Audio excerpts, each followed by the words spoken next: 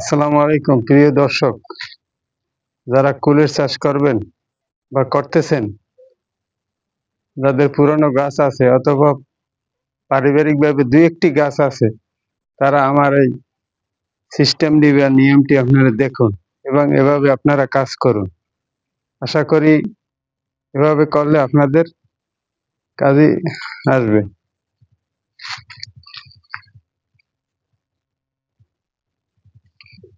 দেখেন, এই হচ্ছে মালচিং শীট।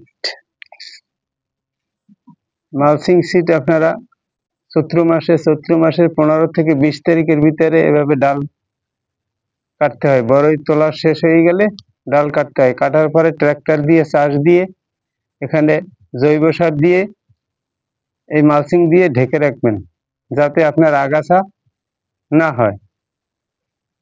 আগাছা হলে আপনার গাছের খাবার কমে যাবে, মাটি ক্ষয়ে যাবে, গাছ আপনি শক্তি পাবে না। তারপরে কিছুদিন পর অনেকগুলো কাণ্ড হবে, কাণ্ড ছাঁটাই করবেন। কমের পক্ষে 3 বার কাণ্ড ছাঁটাই করবেন বছরে। দেখেন, আমার এলে এবার দ্বিতীয় কাণ্ড ছাঁটাই করছি 8-10 দিন আগে।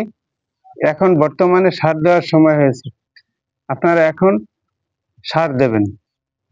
কি কি সার দেবেন আমি বিস্তারিত আপনাদের জানাচ্ছি।